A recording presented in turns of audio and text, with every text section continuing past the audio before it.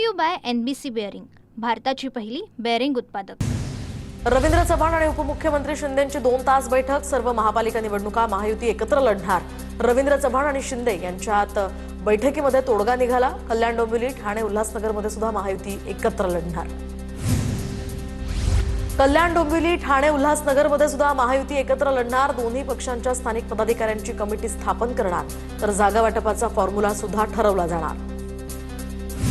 मुंबई पालिका आणि प्रमुख पालिकेमध्ये युती व्हावी, वरिष्ठांनी सांगितलं। मुंबई ठाण्यामध्ये युती करण्याचा 100% निर्णय। रवींद्र चव्हाणांची माहिती, तर सर्व ठिकाणी महायुतीमध्ये लढण्याचा हा प्रयत्न करणार। रवींद्र चव्हाणांची माहिती। महापालिका निवडणुकीसाठी महायुतीचा फॉर्म्युला ठरला। मुंबई ठाणे कल्याण डोंबिवली नाशिक नागपुरात भाजप शिवसेना एकत्र, तर पुणे पिंपरी चिंचवडमध्ये राष्ट्रवादी भाजप स्वतंत्र लढणार। सूत्रांची माहिती। एका कर्तबगार स्त्रीनं मुंबईचा महापौर व्हावं, मुंबई महापौर पदाच्या प्रश्नावर अमृता फडणवीसांचं उत्तर। ठाण्यामध्ये ठाकरेंची सेना आणि मनसेची बैठक। मुंबई महापालिका वगळता इतर पालिकांसंदर्भात चर्चा। युती संदर्भात बैठकीमध्ये सकारात्मक चर्चा झाल्याची ही माहिती। मुंबई विधान भवन राड्याचा अहवाल आज सभागृहात ठेवला जाणार। सूत्रांची माहिती, तर आभाड आणि पडळकर समर्थक भिडल्याचं प्रकरण विधानसभा विशेष अधिकार समितीचा अहवाल आज मांडला जाणार। कोण होतास तू, काय झालास तू, फडणवीसांनी ठाकरेंना हिंदुत्वावरून घेरलं। तामिळनाडूतले जस्टिस स्वामीनाथन यांच्यावर महाभियोग आणल्याच्या या प्रकरणावरून टोलेबाजी, तर आमच्या नेत्यांवर बोलण्याची तुमची पात्रता नाही, गिरीश महाजनांचं ठाकरेंना प्रत्युत्तर। संघ भाजप आणि अमित शहांनी मला हिंदुत्व शिकवण्याची गरज नाही, गोमांस खाणाऱ्या किरेन रिजिजू यांच्यासोबत शहा जेवतात, लाज वाटायला हवी, हिंमत असेल तर रिजिजू यांना मंत्रिमंडळातनं काढून टाका, ठाकरेंचा हल्लाबोल। अॅनाकोंडाचा मुंबई गिळंकृत करण्याचा प्रयत्न, उद्धव ठाकरेंची अमित शहांवर टीका। तर रोज मंत्र्यांच्या पैशांच्या थप्प्यांचे व्हिडिओ बाहेर येतात। फडणवीसांनी आता पांघरुण खातं काढावं, भ्रष्टाचारी लोकांना पांघरुणात घेतलंच तू असं म्हणत फडणवीसांना ठाकरेंनी डिवचलं। मुख्यमंत्रीपदासाठी ठाकरेंनी स्वतःचं पायपुसणं करून घेतलं। मुंबईला लुटून खाणाऱ्यांनी शहांवर बोलू नये, उपमुख्यमंत्री एकनाथ शिंदेंचा पलटवार। एकनाथ शिंदेंनी लाच बाळगून टीका करायला हवी, एकनाथ शिंदेंनी आरशात पाहावं, हे विषारी साप अॅनाकोंडाला चावायला निघालेत। आदित्य ठाकरेंचा एकनाथ शिंदेंवर पलटवार। विधिमंडळात किती वेळ बसलात, दरेकरांचा ठाकरेंना सवाल, तर शेतकऱ्यांविषयी विधिमंडळात काही बोललात का याचं उत्तर द्या, दरेकरांची टीका, तर मोदी शहा फडणवीसांना शिव्या देणं बंद करावं, दरेकरांचा निशाणा। दिल्लीमध्ये पवार काका पुतण्यांची 20 मिनिटं स्वतंत्र बैठक, तर स्थानिक निवडणुकीमध्ये एकत्र लढण्यासंदर्भात चर्चा। पवारांच्या भेटीनंतर प्रफुल्ल पटेल पंतप्रधान मोदींच्या भेटीला, सूत्रांची माहिती। शरद पवारांना वाढदिवसाच्या शुभेच्छा देण्यासाठी भेट घेतली। राज्यामध्ये आणि देशात पवार साहेबांचं योगदान मोठं, अजित पवारांकडून शरद पवारांचं कौतुक। दरम्यान काल पवारांच्या वाढदिवसानिमित्त दिल्लीतील स्नेहभोजनाच्या कार्यक्रमाला अजित पवारांनी उपस्थिती लावली होती। दोन्ही राष्ट्रवादी एकत्र यायला हव्यात, दादा आणि पवार साहेब एकत्र यावेत अशी आमच्या बऱ्याच आमदारांची मागणी आहे, धर्मराव बाबा आत्राम यांचं वक्तव्य। दोन्ही राष्ट्रवादी एकत्र आल्यास स्वागतच, दोन्ही राष्ट्रवादी एकत्र आल्यास ताकद वाढणार, सुनील शेळकेंचं वक्तव्य। तर वरिष्ठ नेते या संदर्भात निर्णय घेतील, शेळकेंची प्रतिक्रिया। काँग्रेसनं आपल्या लोकांना आमिष देऊन पळवलं, आपले उमेदवार पळवणाऱ्या काँग्रेसच्या नेत्यांना काँग्रेसनं उमेदवारी देऊ नये, अनिल देशमुखांची प्रतिक्रिया। नागपुरात पवारांच्या राष्ट्रवादीची कार्यकारिणीची बैठक, तर गेल्या निवडणुकीमध्ये जागा वाटपासंदर्भात घोळ झाला, तसा आता होऊ देऊ नका, एका आठवड्यात जागा वाटपासंदर्भात धोरण ठरवा, शशिकांत शिंदेंच्या पदाधिकाऱ्यांना सूचना। पंतप्रधान मोदींच्या निवासस्थानी एनडीएच्या खासदारांचं स्नेहभोजन, एनडीएचे खासदार या स्नेहभोजनाला उपस्थित। याचवेळी पंतप्रधान मोदींकडून खासदारांची व्यक्तिगत चौकशी। भाजप आणि महायुतीचे आमदार रविवारी आरएसएस मुख्यालयाला भेट देणार, राष्ट्रीय स्वयंसेवक संघाचे नेते आमदार आणि मंत्र्यांना मार्गदर्शन करणार।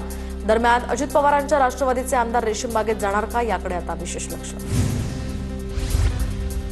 पंढरपूर ते मोहोळ पालखी मार्गाच्या कामात 1400 कोटींचा गैरव्यवहार, सुषमा अंधारेंचा गंभीर आरोप। भाजपचे पदाधिकारी रमेश मानेंना भूसंपादनाचा 4 वेळा लाभ मिळाल्याचाही दावा। सुषमा अंधारेंनी पालखी महामार्गाचं नाव बदनाम केलं, अंधारेंविरोधात अब्रू नुकसानीचा दावा दाखल करणार।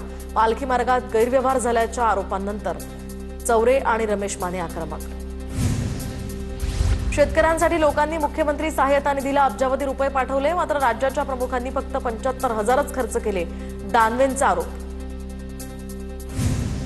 तर अंबादास दानवेंनी ट्विट केलेली आकडेवारी चुकीची. दानवेंच्या ट्विटला मुख्यमंत्री कार्यालयाचं उत्तर, चुकीची माहिती का दिली याची चौकशी सुरू आणि दोषींवर कारवाई करणार असल्याचं सीएमओकडून स्पष्ट. तर दानवेंचे नेते मुख्यमंत्री असताना त्यांनी शेतकऱ्यांना काय दिलं? अंबादास दानवेंच्या आरोपांवर राधाकृष्ण विखे पाटलांचा पलटवार. तर उद्धव ठाकरेंना सुद्धा आता अधिवेशन आठवल्याची केली टीका. पॅकेज हा जादुई शब्द आहे. भरपाई दिली जाते का? अनेक शेतकऱ्यांना भरपाई कधी मिळणार? आमदार रोहित पाटलांचे शेतकऱ्यांच्या नुकसान भरपाईवरून सवाल. तर शेतकऱ्यांना दिलेल्या मदतीची आकडेवारी ऑन रेकॉर्ड आहे. रोहित पाटलांनी मदत आणि पुनर्वसन मंत्र्यांची भेट घ्यावी, देसाईंचं उत्तर. अतिवृष्टीग्रस्त शेतकऱ्यांच्या मदतीसाठी केंद्राला प्रस्ताव. तर 14 ते 15 डिसेंबरला केंद्राचं पथक पाहणीसाठी येणार. अजित पवारांची माहिती. तर नुकसानग्रस्त शेतकऱ्यांना मदत करण्याचं केंद्राचं आश्वासन. शेतकऱ्यांच्या प्रश्नावर खासदार ओमराजे निंबाळकर यांचा लोकसभेत हक्कभंग प्रस्ताव. केंद्रीय कृषी मंत्री चौहान आणि केंद्रीय गृहराज्यमंत्री नित्यानंद राय यांच्या विरोधात प्रस्ताव. राज्य सरकारच्या शेतकरी मदतीच्या प्रस्तावासंदर्भात सभागृहात दिलेल्या माहितीवरून हक्कभंग प्रस्ताव. केंद्र सरकारमधील मंत्र्यांना अधिकारी ब्रीफ करतात. हक्कभंग प्रस्तावावर बोलताना ओमराजे निंबाळकरांचं वक्तव्य. तर अतिवृष्टीच्या प्रस्तावासंदर्भात दुसऱ्याच दिवशी प्रस्ताव आल्याची माहिती शिवराजसिंग चौहान यांनी दिली होती. कोकणातील शेतकऱ्यांच्या मदतीच्या मुद्द्यावरून सुनील प्रभू आणि नितेश राणे आमने सामने. कोकणाला मदत मिळाली नाही, सुनील प्रभूंचा आरोप. तर तुमचे मुख्यमंत्री असताना काय मदत केली? तेव्हा पर्यटन करून जायचे. नितेश राणे ही आक्रमक. शेतकरी कर्जमाफी सरकारनं दिलेल्या वेळेची वाट पाहतोय. बच्चू कडूंची प्रतिक्रिया. 30 जूनपर्यंत कर्जमाफी न केल्यास 1 जुलैला देशभरातील रेल्वे ठप्प करणार. बच्चू कडूंचा सूचक इशारा. तर शेतकऱ्यांचे प्रश्न सोडवून त्यांची टिंगल उडवणं चुकीचं. अंबानींचा मुलगा हत्ती मागतो, राणा बिबट्या मागतात. डुकरं घ्या आणि त्यांना पोसा. रवी राणांच्या बिबट्यांवरील वक्तव्यानंतर बच्चू कडूंची टीका. विदर्भ वैधानिक विकास मंडळावरून मुनगंटीवारांचा सरकारला घरचा आहेर. हुरडा खाऊन जा पण विदर्भावर अन्याय करू नका. खर्चाची यादी मागितली तरी उत्तर येत नाही, मुनगंटीवारांचा आरोप. कल्याण स्टेशन परिसरातील आंदोलनासंदर्भात गुन्हा मान्य नाही. राज ठाकरेंचे ठाणे रेल्वे कोर्टाला उत्तर. 1 महिन्यात प्रकरण संपून जाईल, सहकार्य करा, कोर्टाचं म्हणणं.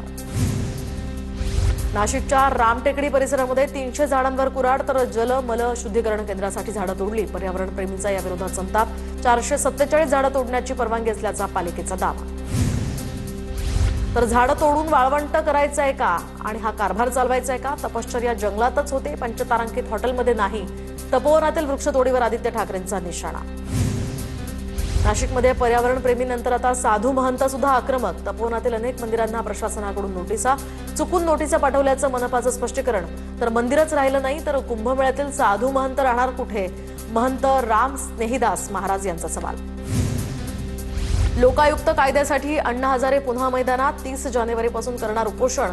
मुख्यमंत्र्यांना हजारेंचं पत्र. विधेयक मंजूर होऊन सुद्धा अंमलबजावणी होत नसल्यानं उपोषणाची तयारी. हिवाळी अधिवेशनासाठी नागपुरात अवैध होर्डिंग संदर्भात शुभेच्छुकांना आता मुंबई उच्च न्यायालयाचा दणका. तर प्रत्येकी 5 लाखांची नोटीस या ठिकाणी देणार.